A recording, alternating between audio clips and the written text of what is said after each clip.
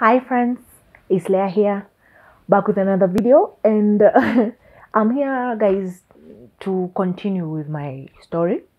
Guys, pardon this mic. I've done a few videos and I'm noticing some weird noise. I don't know why it's making the noise or how to stop it. I hope it's not making any right now. So, guys, and if you hear any noise, pardon me. My neighbors are up. It's early in the morning. They're up and yeah, they may be banging doors and stuff. So I'm back with another video, and I want to finish my story. Yeah, I would like to finish my story, finish or continue with my story. Sorry. So, and the last video I made about my story was when I was telling about my rape experience. Yeah, my rape survival. Yeah, guys. So yeah, so it took me like a week. Yeah, a week or more than a week. I think a week since that upload, because I've been contemplating about the next part of my story, how to approach it, how to approach the next part of my story, because the next part of my story involves other people. It involves the way how my life spiraled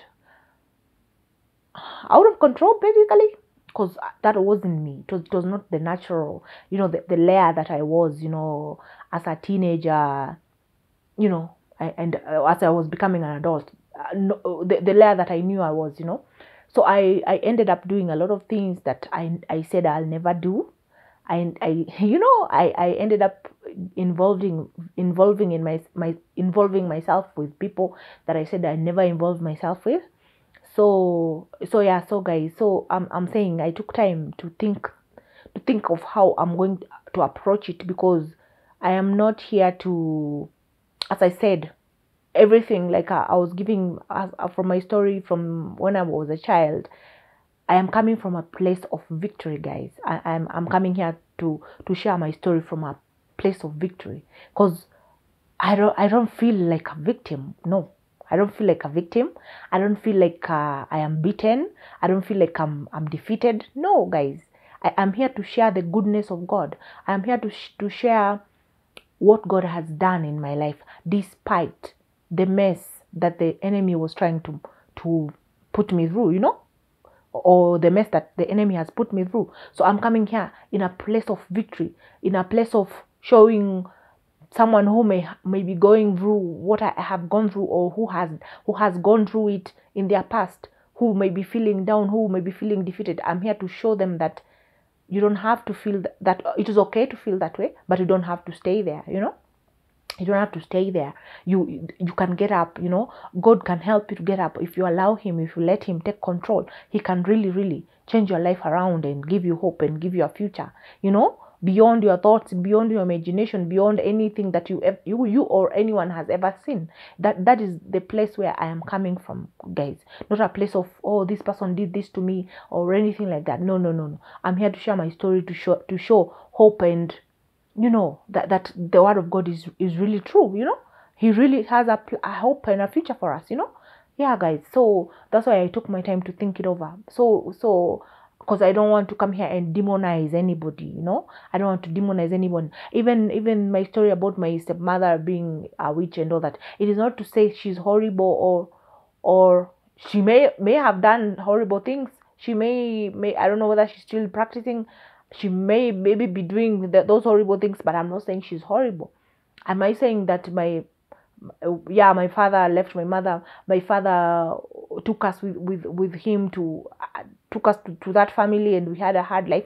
Am I saying my father is terrible? No, I'm not saying he's terrible. You see, I don't know that you've heard this phrase, hurt people.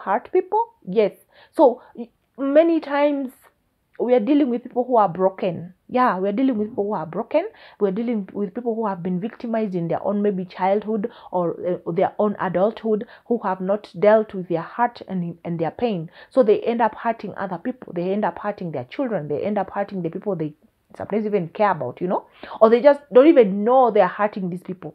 They're just operating on, you know, autopilot or whatever. They're not in control. It's like life is leaving them. They are not living their life. Life is leaving them. It's passing them by. They don't even know what's going on most of the time, if not all the time.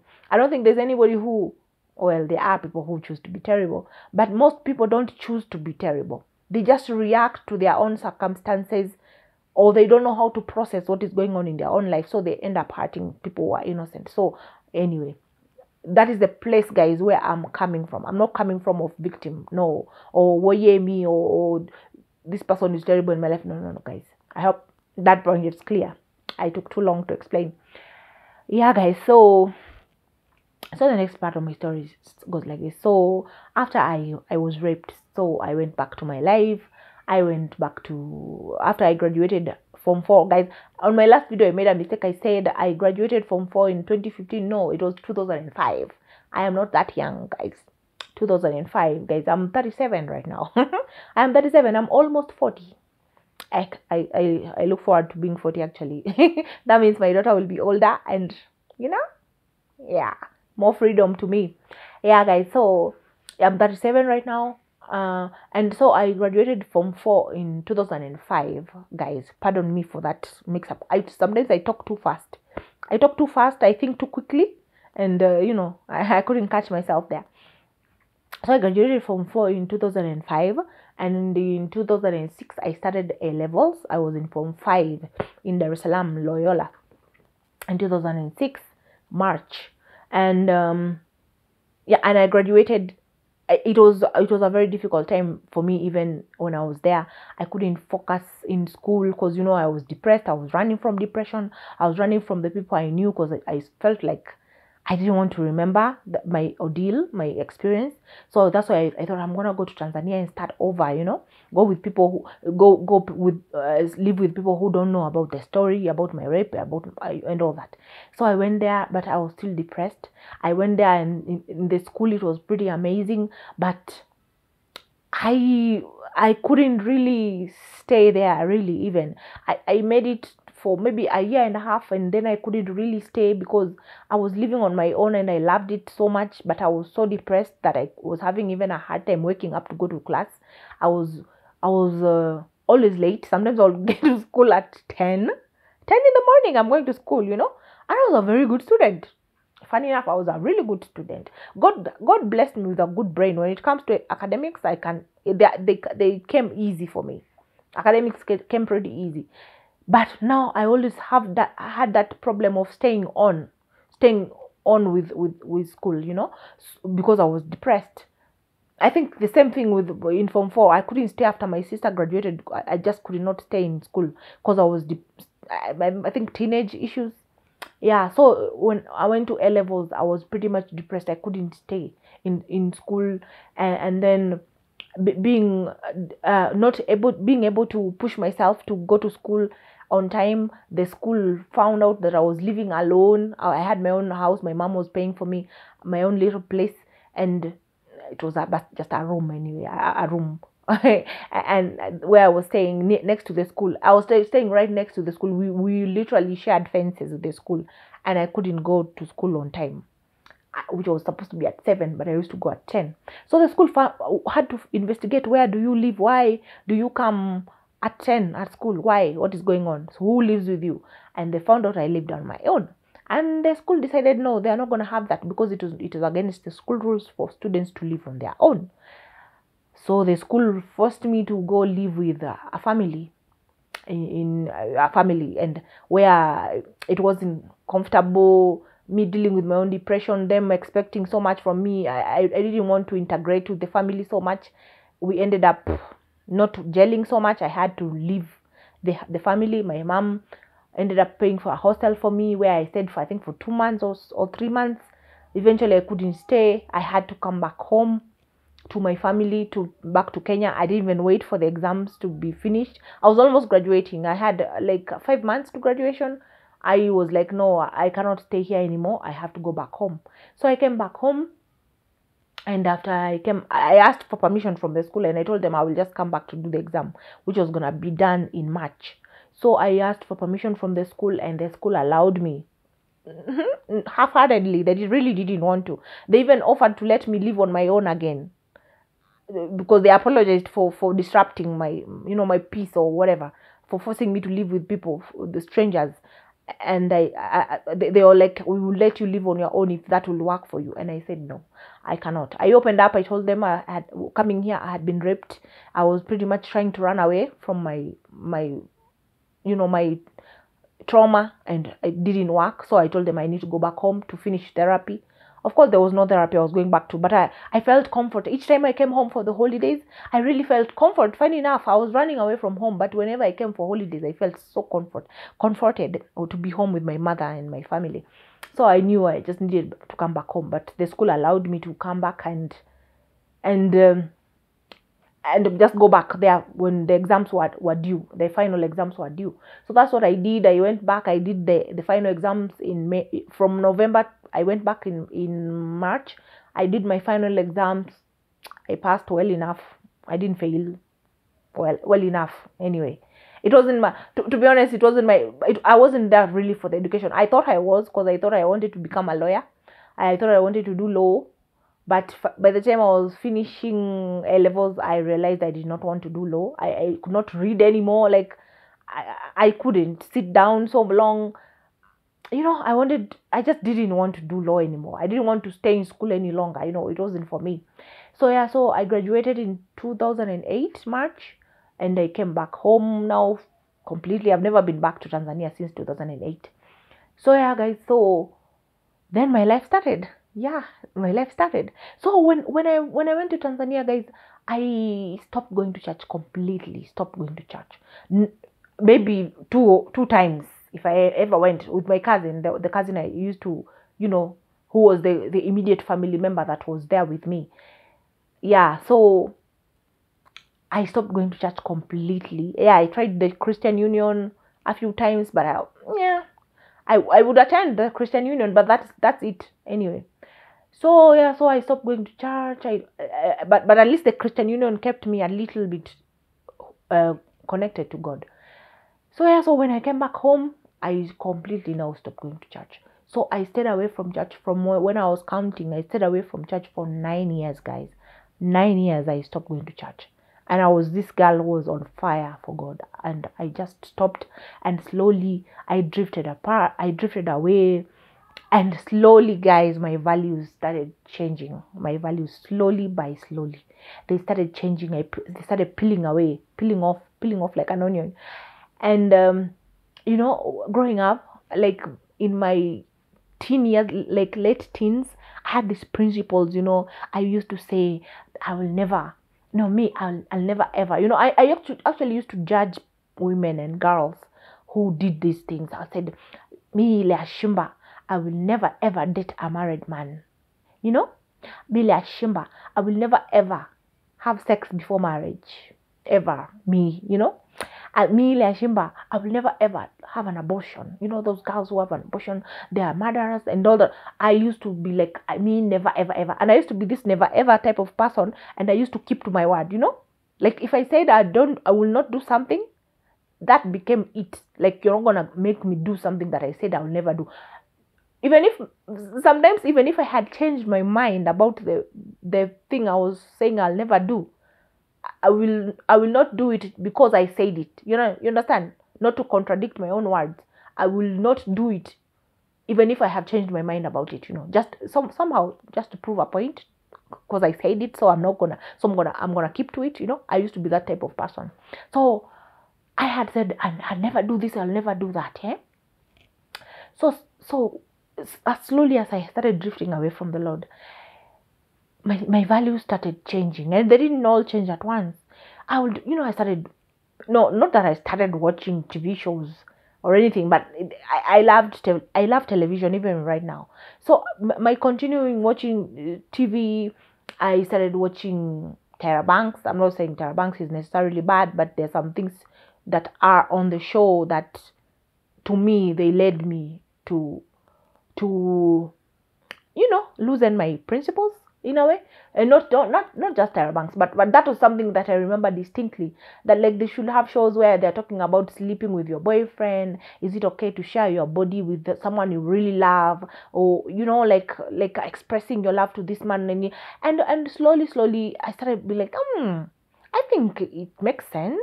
I think one can, share yourself with someone who really loves you. Why not? And all that and all that. How else do you express your love for someone and all that? So slowly my values started being eroded. So yeah, and then I remember living at the orphanage. I was, at this time I was 23, guys. I was 20, 23, 22, around 22. I was so, yes, I watched TV, I saw stuff on TV, watched movies, but guys, I was so innocent. I didn't even know how people had sex. I didn't even know how people had sex. At 22, I had no idea. So I remember this boy. He was a really good friend of mine. We were really close. He was like a little brother to me. I think I was older than him by 3 years or more, or 5. I don't remember quite. He was younger than me though. So we were very close friends. And he almost lived in our house. I remember he used to come visit in my house. He was a kid in the orphanage. And this boy, one day he just came with I think it was a tablet, if I'm not wrong. Yeah, he had a tablet. And he came and he had on his tablet porn. And I think it was Kama Sutra. And that's when for the first time, I watched porn, you guys. So I watched porn and I was like, wow, this is pretty informative. Look at how the devil plays it. This is pretty informative. So I started watching Kama Sutra, and you guys, I became so much into it that I started going to Nairobi town, to buy Kama Sutra. I had a collection of Kama Sutra. Started buying. I even remember one day I was trying to offer it to my big sister and telling her how amazing and educative it was, and she was like, no thank you. And I was like, what's wrong with this woman? She's married and she didn't want to have education on how to do these things. My big sister, like, she didn't even want to talk about it. She just said no. Anyway, so I started buying it. So I will buy Kama Sutra, I would watch it and all that and all that. At this time, I'm not dating, I'm not sexually active. From Kama Sutra, I started buying porn, because you graduate anyway. Anyway, what is Kama Sutra? It's still porn anyway. So I started buying hardcore pornography. So I started buying them and watching them and all that and all that. So at this time, I'm 22, 23, yeah, I'm turning 23. So yeah, I started experimenting with life. I started going to dance classes. I started doing exotic dancing. I started doing salsa and Zumba. And I started going to these clubs every Sunday. I would go and dance salsa, dance with cute boys and all that and all that, I haven't had my first boyfriend yet at 23. So, and then at 23, towards the end of October 2008 is when I joined college. Well, it's college, but it's music school. I joined music school. I wanted to study music. I started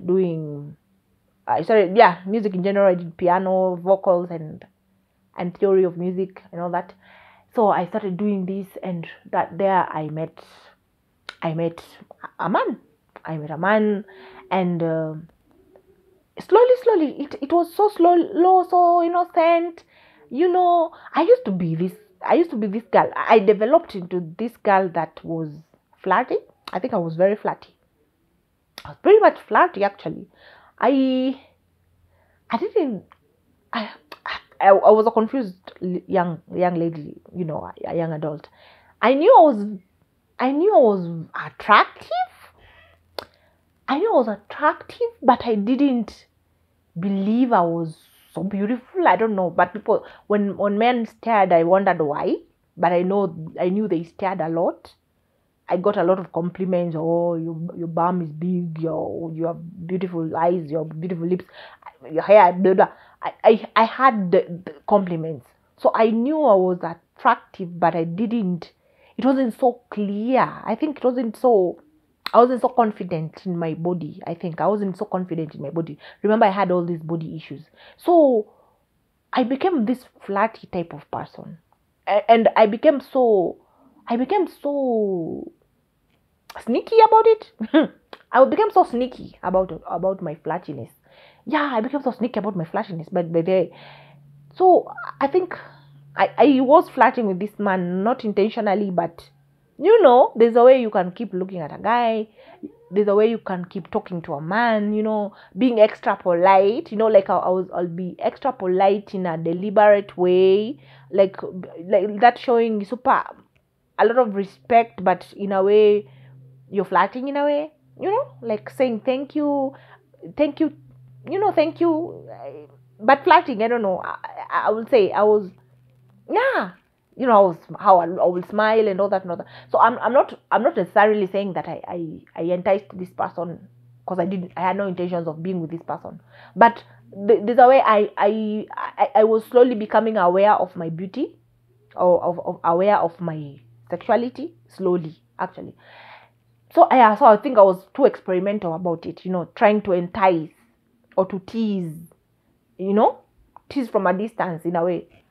So yeah, so slowly with this man I met, and it became slowly, we slowly became friends. He was so, he's, according to himself, he said he liked how polite I was, how respectful I was, how nice I was, yeah, so charming. I would say I was being too charming. So yeah, so slowly like that, and then this guy we became too close, and he would ask me to do stuff for him when I would travel, because I traveled to Tanzania. He asked me to bring him some stuff from there, and I brought to him. And then I would, when he would go to the village, I would ask him to bring me some stuff from the village, and he would bring for me. So slowly, by the time I'm starting college, I think like a few weeks later, a month or something, like by December. I started college in October. By December, me and this guy were pretty much dating, and this guy was married. He was married. He was, according to himself, he was getting out of the marriage. He was in the verge of getting a divorce and all that. The marriage was not working out and all that. All the stories we hear.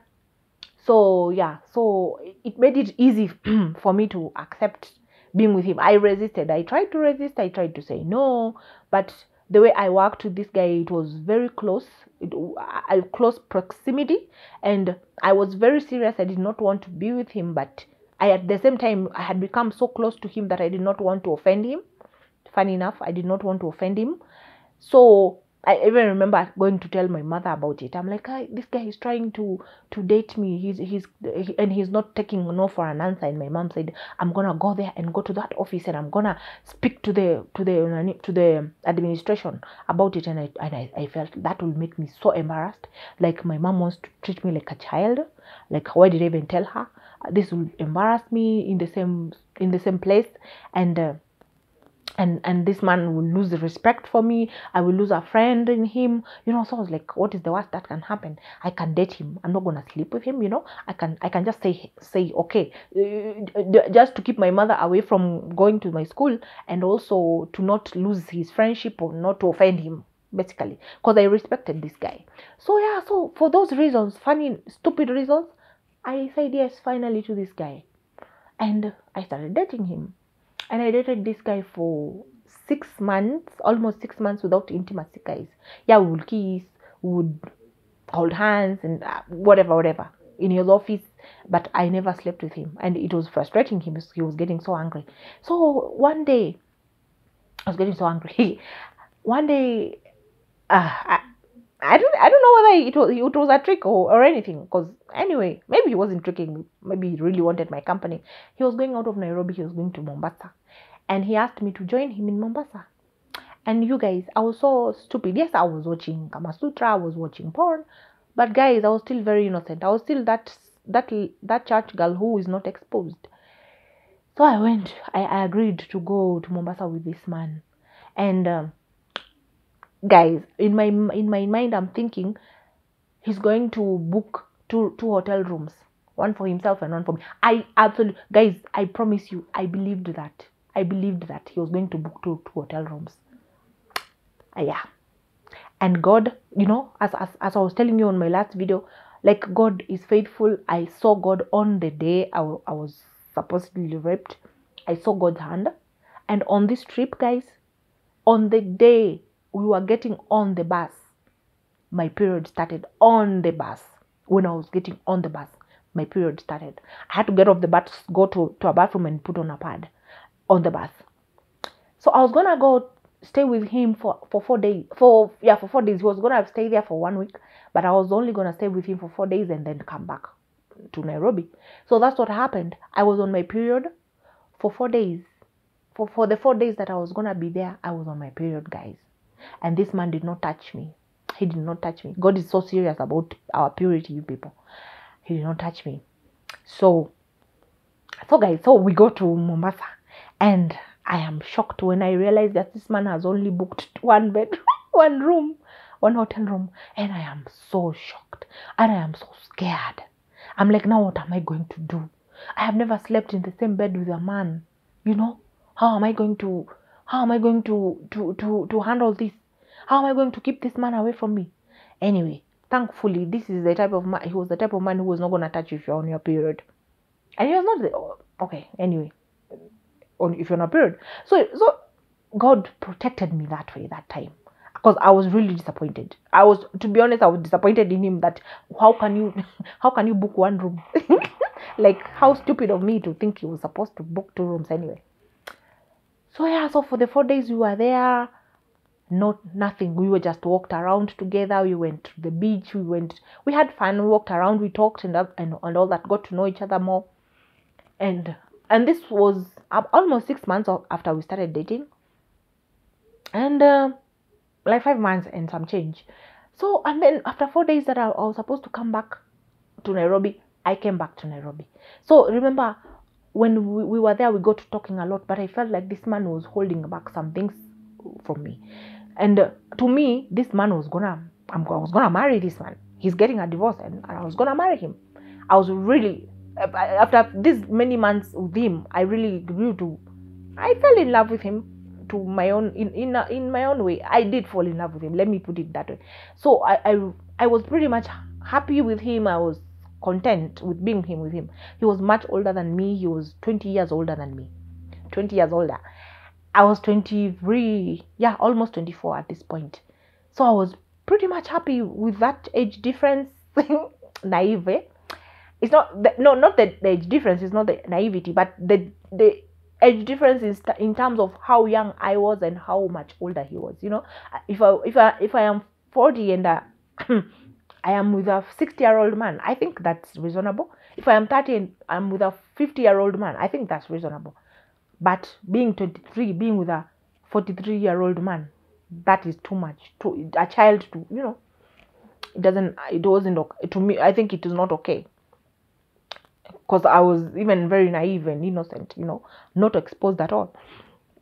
So if the 4 days lapse and I go back to Nairobi. But as we were talking with him, I felt like there was some information he was not telling me about himself.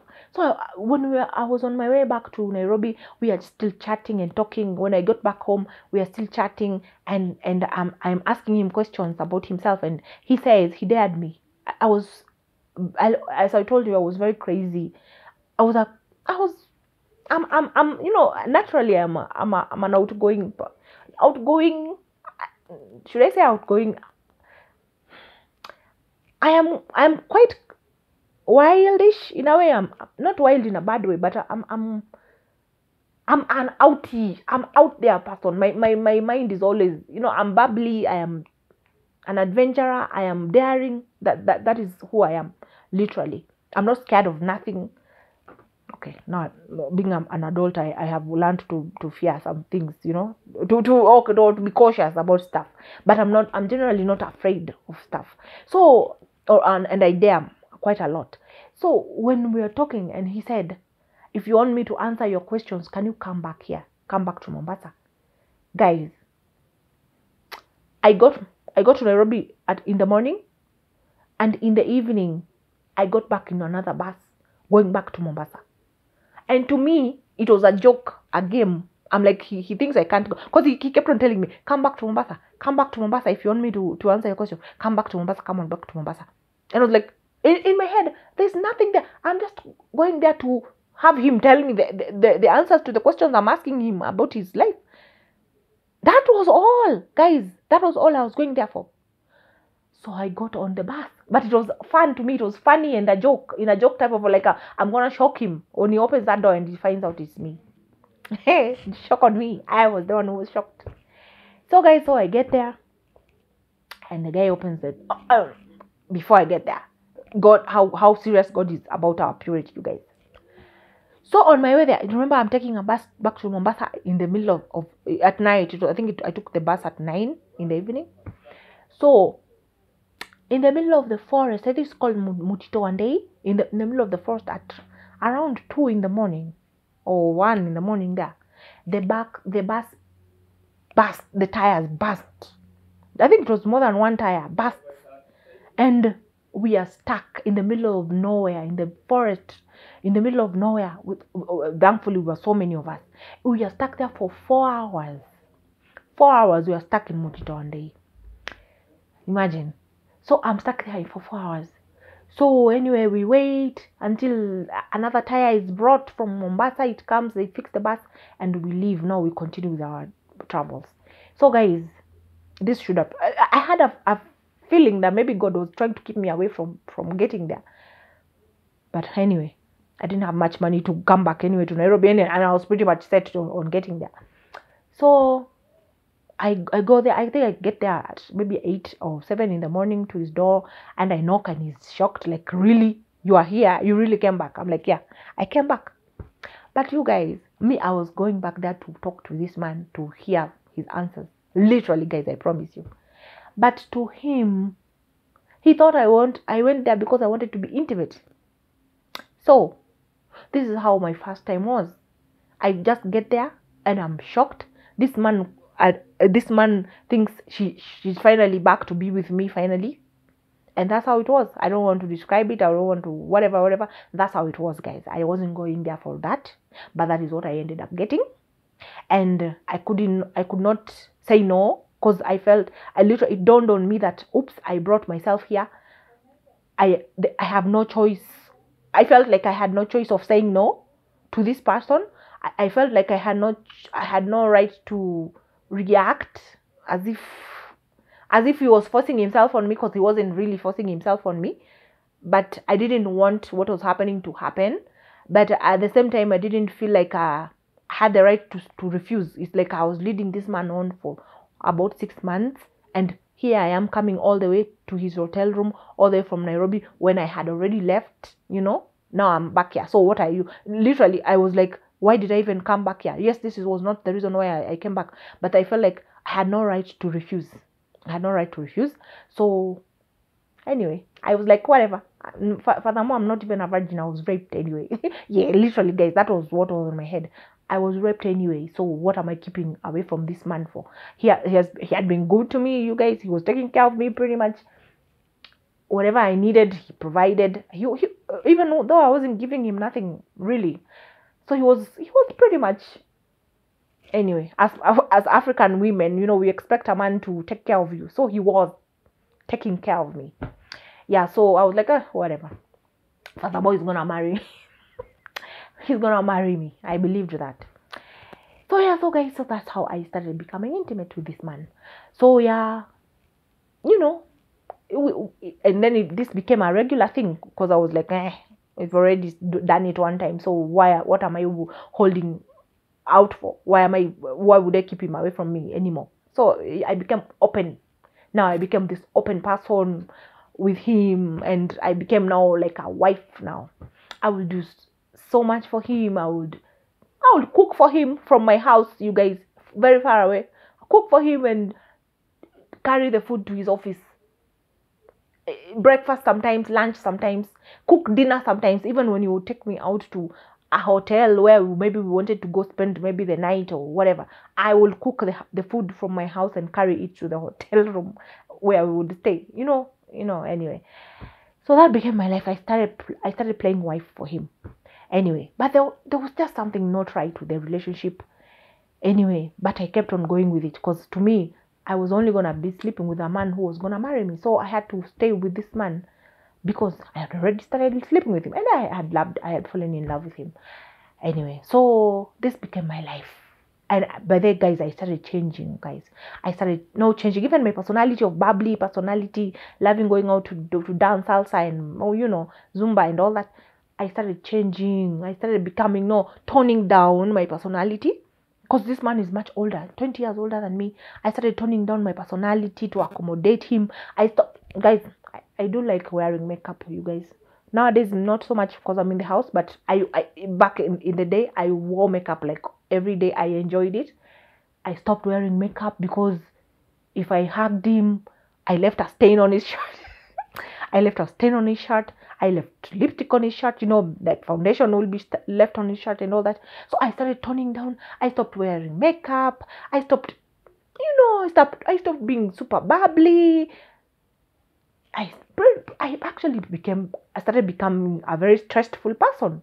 Because anyway, you're dating a married man. What are you expecting? And in the evening, this guy is going back to his wife and his children, Anyway, as much as he's telling you it's terrible, he's telling you he's gonna go get out of it, he's telling you, just give him more time and all that. You ask him when are you gonna do it? He doesn't have an answer for you when he's gonna do it. He's just saying it's gonna happen. Well, so this relationship continued for like 2.5 years of this. And I would say we were doing okay. I was happy. I believed I was his world. Yeah, he behaved like I was everything to him. Until 2.5 years, guys. And that day, I remember it so clearly. That day, because I was very, very caught up with my cycle, with my menstrual cycle. So I knew when I was ovulating. I knew when I was safe. I was very good keeping up with it. So I didn't even have to go on any type of contraceptive. I did not. 2.5 years, I was good on rhythm with my cycle. Until 2.5 years, guys. And I knew that morning we were away or at a hotel. And that morning I felt it. I knew it that I had conceived that morning. And I just waited. I waited for, I think, 2 weeks. Then I took the pregnancy test and it was positive. I was pregnant. And I told him, I was very much set on having my baby. And I told him that I was pregnant. And that is when now it dawned on me that this relationship isn't as good as I thought it was. So when I told him, he said, no, there's no way you're having the baby. He said, you need to get rid of it. And I did not want to get rid of it. He said, you have to get rid of it. You have to get rid of it. I refused. I fought for weeks, saying no. In fact, he told me, whatever you need to do, I'll pay for it. If you're going to go to a clinic, I'll pay for it. Find out what you need to do to get rid of it. I'll say no. We'll go be together, and he will ask me to get rid of it. I will try to convince him. He will say no. Then he'll end up convincing me to get rid of it, and I would agree. Then I'll go back home and I'll change my mind. A few days will go by. We will fight about it. I had offered to even leave the country, go back to my father's country and have my baby there and never return here, have nothing to do with him. He said no. As long as my child is out there, I will never ignore my child. He said, I'll never ignore my child. So since I cannot ignore the child, as long as he's born, you cannot have the child. So it was a battle. I fought, I think, for 2 or 3 weeks of trying to keep my baby from when I knew I was pregnant. And it was this battle. But remember, I still loved this man. So eventually, he said, because his marriage was very troubled. In reality, it was very, very, very troublesome marriage. And according to him, his marriage was troublesome because he had children before his marriage. So he was saying, what do you think will happen to me if you have a baby now and my wife finds out that you are having my baby right now, when she is having issues with my children that I had before I met her? So what do you think will happen to me if you have this baby? Because when I'm married. So, and he had this severe case of ulcers. His ulcers were so bad, guys, that a few times he had to go and the doctors will cut it off. I don't know how they do it. They will cut it off his intestines or whatever. They do it. I don't know how. So his ulcer case was so bad that his life was so stressful. And I felt like I was created to make his life better. Like it was my job to make him happy. So when he said, what do you think will happen to me? I was starting to feel like, wow, I'm going to add trouble to this man's life because I'm insisting on having this baby. So eventually he told me one day, this I've never forgotten. This is what got me to actually give in. He said, the day you give birth to that child, it is the day that I will die. Literally, he put it that way, guys. The day you give birth to your child, to that baby, is the day that I will die. So me being so, in love and, feeling responsible to make this man happy, I felt there was no way that I was going to be the person who was going to cause his death. So whatever. So I finally gave in. But I cried, guys. I broke down. I cried so much. He asked me to find a way how to. I was gonna get rid of the baby. I went online. I read on it. I read on what to take, the pills to take, which one to take first, which one to take last, how to do it, and all that. And he gave me the money. I went to the chemist and I bought the drugs. It wasn't easy. Some of the drugs they refused to sell to me. He had to go and buy some of them himself. But I told him what to buy because I had the information from the internet. He gave me the drugs. I went home and I took the drugs, and my baby came out. The pregnancy came out. I think at this time it was maybe 4 weeks old. It may have been 4 weeks old or two. Yeah, about 4 weeks old or a little more than 4 weeks old. I think it was 4 weeks old. So that's how I had my abortion. I had an abortion. Something that, this is something that at this point I had done everything I said I would never do. I had dated a married man. I had had premarital sex. I had had an abortion to me. So this was something this broke me, guys. This broke me. It made me feel so bad. But even as I was away from God, but God had been teaching me about forgiveness, self-forgiveness. Like when you do something wrong, you admit I have done something wrong, ask for forgiveness from God, and then forgive yourself. So I was pretty much good with this self-forgiveness. So when I had the abortion, it broke me. I cried so much. It was such a painful thing. I will not. It was so painful, guys. I went through it myself, on my own in my house. I told my mother I had a miscarriage. Yeah, she didn't even know what I was doing. I even just told my sister a few years ago that I had had an abortion. Nobody knew. So in my house, I was bleeding on my own in my house. I would have died, guys. So yeah, guys. So it was done with bleeding. I think it was done in a few days. And I started now living with this knowledge that I had taken my baby. I had taken my child. I had stopped the life of a child that I would have had. At this point, I was 25. Yeah, I was 25. That never left me. But now this man assured me that we will have children together. We'll have children together. Don't worry about it. I'll give you babies and all that. So, and guys, I'm not saying that I was victimized. Oh, he did me this. I was not strong enough to stand up for my child. That is what is true. I was not strong enough to stand up for my baby. I chose him over my own child. I chose him over my child. So that is my part. It is my part that I played. I took a part in it. I cannot say, oh, he forced me to have an abortion. He forced me to do this. No. No. I played a part. I didn't fight hard enough. Okay. So, but my consolation was that we were going to have children. Anyway, so the relationship continued. At this point, it started becoming rocky. Because anyway, I wasn't happy anyway. I started realizing I wasn't so stable in this relationship. I wasn't so secure with this man anyway. Because if he cannot have a child with me, maybe, and keep it a secret, because if you love me, you will do this with me, keep the secret, but he couldn't even do that with me or for me. So I started feeling I wasn't so secure in this relationship. So I was miserable and all that.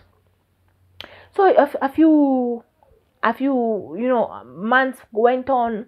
I started finding out more things about him. I started finding out he had more children than he was telling me. I broke up with him.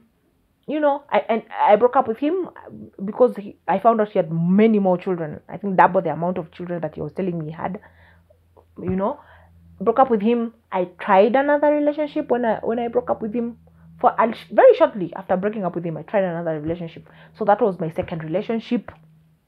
Yeah. Then that relationship didn't really work out. I came back to him.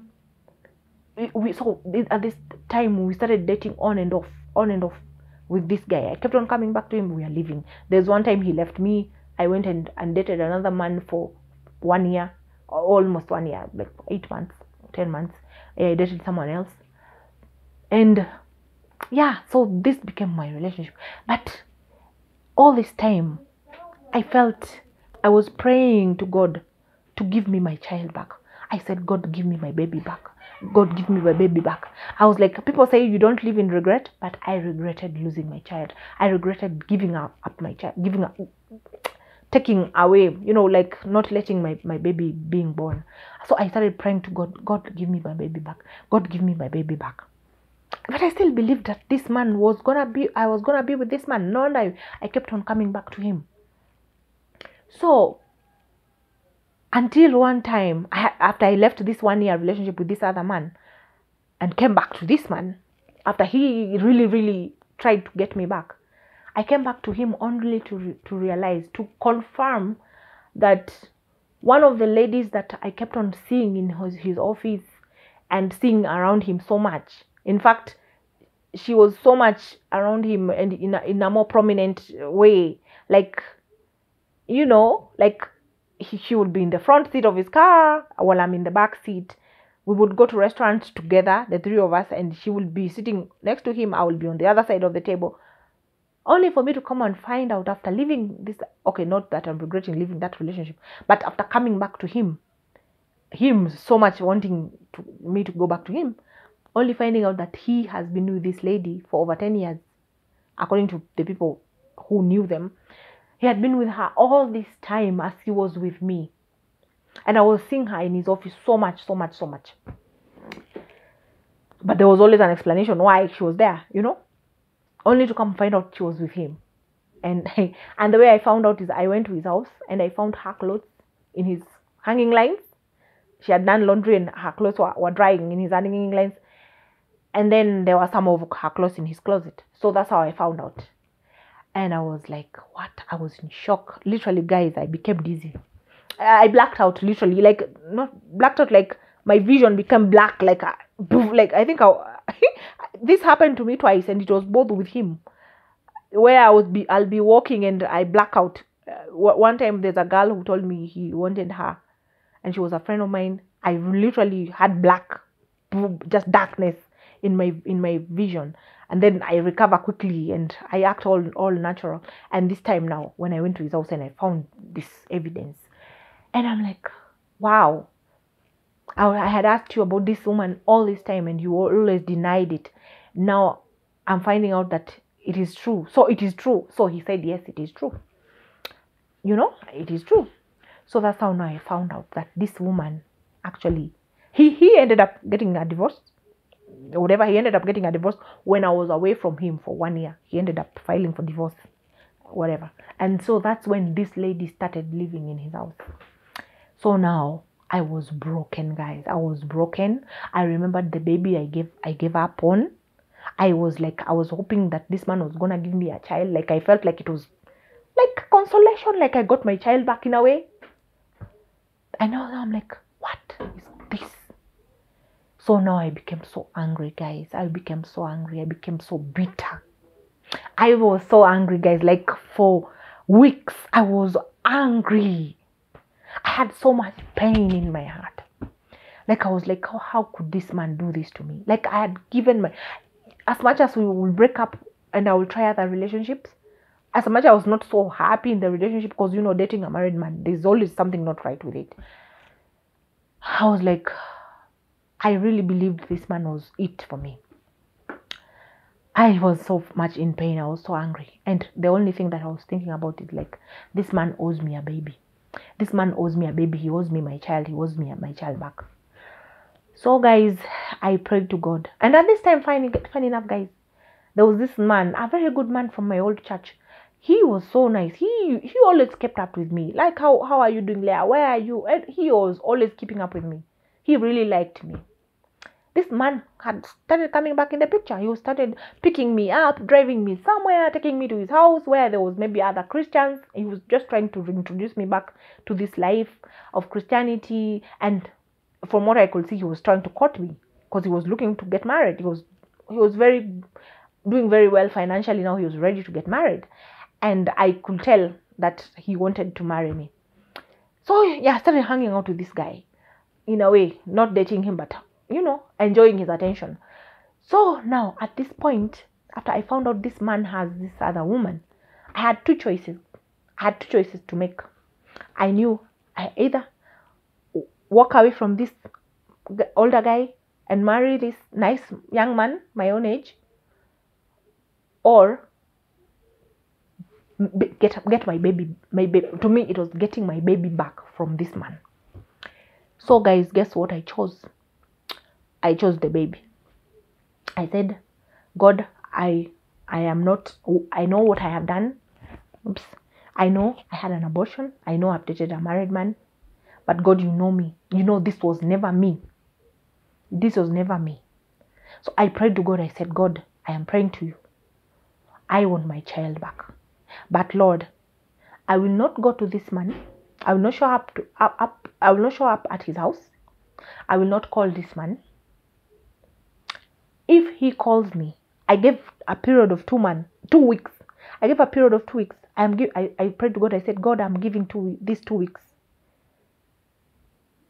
If this man calls me to go to him, to his house, whatever, I will go there. One time. I will go there one time and I will conceive. I will conceive my child and I will be done with him. I know I might be a single mother from then on, or he might want to be in the life of the child. But I am prepared. But all I want is for him to give me my child back. At this point, I was 28. Yeah, I was 28. So that's like the vow I took. So I chose not to marry this younger man, not to pursue him anymore. I chose to get pregnant. So I think on the last day of this plan, I didn't even know whether I was going to be in my period. I didn't know whether I was going to be ovulating. I didn't know. I just gave myself 2 weeks. On the very last day of the 2 weeks, he calls me up. I'm on my way home. He calls me up. He's like, where are you? I'm like, I'm almost home. He says, come, get off the bus to your house and come to my house. And I'm like, okay. So I just get off the bus because I was almost at my house. I go home. I pick clothes, change of clothes. I tell my mom where I'm going. I tell Mom I'm going to my boyfriend's house. And she's like, okay. So my mom, of course, was never in support of this relationship. But I was grown up enough to make my own choices anyway. So yeah. So I go to his house. And that day, I knew I conceived. I knew I conceived because in the morning, when I woke up in the morning, I realized I was ovulating. And I said, God, I pray, may I get my baby back today. So guys, that is how I got pregnant. I knew I was pregnant from that day. And I waited for 2 weeks. I went and took my pregnancy test and it was negative. I went and took another one the following day and it was positive. It was very faint. It was positive. I told this man, I'm pregnant. He asked me, how did you know? When did you get pregnant? I told him exactly when, because I knew even the date. He was like, no way. You cannot be pregnant. If you took a test one day, it was negative. Then the next day, it's positive. It's not possible. Some doctor friend of his, told him it's not possible. So I was like, I'm going to do a better one. I'm going to go and get a blood test. I went to some dingy clinic. I got a blood test. It was positive. That was all. So yeah, guys, that's how I got pregnant with my child. And the battle started again. You cannot have the baby. I will have the baby. You cannot have but at this time, the Lord had made me so strong. I was so strong. I had become wiser and smarter because this man had many children. He had over 9 children by different mothers. And here I was 28. I had no child. I had not been married because I was clinging to this man all these years. Yes, I will try relationships, but I will always go back to him. I had no child. He had 9. And I had given up my child for someone who has 9, So this time, after I had prayed to God for so much to get my baby, and my prayer was supposedly answered, there was no way I'm not going to do what I did again. So I told him no. So this time now I became tough. Oh my goodness. At this time, because I knew better, I knew this man is not for me. This man is not even nice to me. He's not even being good to me. He doesn't even love me. He doesn't even care about me. I was just that small plaything, you know what young women are to older men. That small plaything, that is there to be amusement and entertainment and fresh. And as I had sort of tried to know how to please, the nonsenses we do as younger people nowadays. We want to show how good I am, how I can do, how I can please you, how I can rock your socks and all that, so that's what I was basically good for. I guess that is what kept him on with me, because I had made it my life's mission to please him. Yeah. So guys, so that's how I conceived. It was such a stressful time. It was such a difficult moment. It was a hellish period for me. I fought with every fiber in me to keep my baby, to keep even from miscarrying, because the stress was so much, the fighting was so much, the back and forth text was so much, the insults were so much. I was called so many names. I was called a gold digger and everything. Every name you could think about in this world that women are called, I was called that. But I was so adamant, I'm having this baby, whether you are in our lives or not. I will have my baby, and I'm not getting rid of my baby. I told him, you have your many babies, I have 0. You want me to give up my one child while you have your children? I am not doing that. Like, that will be so dumb of me. So guys, I held on to my guns. I was pregnant alone. It was not easy. I had no job at that point. I had no job. Just my cakes. I used to bake cakes, actually. I was okay as a cake baker. My skill grew. I used YouTube so much to learn how to bake, how to decor, and all that. And I got a few clients, and then I started hustling. When I was pregnant, I started selling food in offices in Karen Town. I would deliver lunch to offices in Karen Town. I didn't have many expenses. I lived with my mother. So all I had to do was get money to take care of myself while pregnant, and to, contribute to food here and there, and to prepare for my baby, to be ready for the hospital bill and all that. So that's how my baby came to this world, guys. From a place of pain, guys. But this one, I bet the video is so long now. But guys, this miracle to me, as much as my daughter did not come the ideal way, where God wants you to be married and all that and all that, as much as she came through me sinning, this was a miracle to me. Imagine, guys, that prayer I made, Lord, I only give 2 weeks. Help me, because I was praying to God, guys. I was telling God, I give you 2 weeks. I am praying, God, give me my child back. And I believed it with all my heart that God was giving me the child that I lost back. 2 weeks. And on this day, if this date passes, I am done with this man, and I'm going to walk away from him, and I'm going to focus on the other relationship. I will move on, and I will forget him completely. But my sole purpose was to get my baby back, and for me to conceive on that day, on the day I said I should conceive, by that time to conceive or never with this man. And it happened. That planted a seed in me, guys. It planted a seed in me. That was the beginning for me of my journey back to God. That was the beginning of me knowing miracles exist. That was the beginning for me of knowing God is real, of knowing that God sees us, God hears us. It was the beginning for me to come back to God, guys. So yeah, guys, so that is how my journey back to God started, through me conceiving my daughter from a place of so much pain, so much disappointed, from so much disappointment, guys. So guys, yeah, I know the video has been very long and I don't want to make it any longer because my story is not finished, but I think for this one I should end it here, and I will continue with part 4 of my story, and I hope you guys will be here to hear me, and that, guys, I'm sharing my story so that anyone who has been through what I have been through can see the hand of God in even the dark times that we go through in life, the mistakes that we go through in life, the mistakes that we make. Can you see God in them? Where do you see the hand of God upon you? And also, guys, I share my story so that people can know that no matter what you have done, forgiveness is there. Jesus died so we can be forgiven. So that we can be forgiven. Jesus did not die so he can condemn us. Jesus did not die so he can judge us. No. He died so that with all the messes that we go through, all the messes we do, we can find forgiveness in him.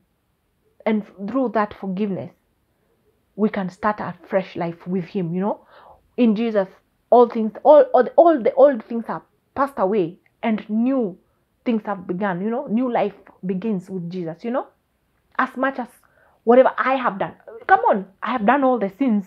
Come on, I think I have done. I should be feeling broken. I should be feeling ashamed. I should be feeling worthless because of everything that I have done. Some of the things I did willingly, like I had an abortion. I didn't put a gun to my head to do that. Yeah, no. I eventually gave in myself. I've dated a married man. I've engaged in premarital sex with more than one man. Anyway, so I'm saying this to say, if it is sin, I have sinned. I have done even the despicable, in my opinion. But guys, here I am, living in the mercies of God, living in the goodness of God, guys. Knowing the joy of being in Christ, knowing forgiveness of being in Christ, knowing the value of the death of Jesus. Knowing that Jesus did not die to condemn me, but to give me forgiveness, No matter what I have done, no matter what I will ever do, that forgiveness is there for me to access it whenever I need it. Every day, it is new and fresh every morning, you guys. That is what I'm sharing these videos for. That is the purpose. For people to know. Do not let the enemy condemn you. Do not let the enemy make you feel ashamed. Do not let the enemy make you feel worthless. Do not let the enemy make you feel like you are so bad that you cannot be redeemed. That you are so bad that there's no turning back for you. No way, guys. Jesus died for any type of sin and every type of sin that has been committed and will ever be committed. He died for that. And he took it all for us, He took it all for us, guys. So, guys, anyway, let me not keep going. I will be back to continue with the rest of my story, how I moved from now, my pregnancy, how I started seeing the hand of God from my pregnancy, from the conception of my daughter anyway, to where I am right now, guys. So thank you guys for watching. Please share, like, comment, and subscribe. And I hope to see you next time. Bye.